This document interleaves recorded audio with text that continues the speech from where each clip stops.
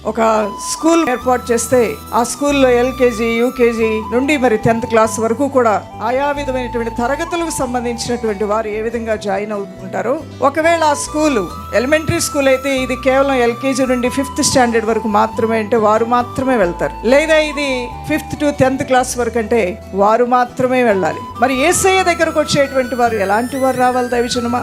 కేవలము రోగులు మాత్రమే రావాలా? కేవలము శోధనలో ఉన్నవారు మాత్రమే రావాలా?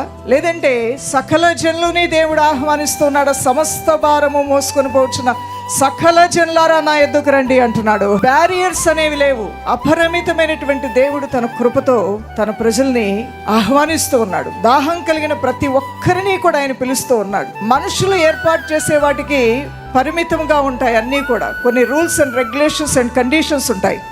కానీ దేవుని యొక్క సన్నిధానానికి ఎవరైనా రావచ్చు, ఎలాంటి వారైనా రావచ్చు, ఏ స్థితిలో ఉన్నవారైనా రావచ్చు.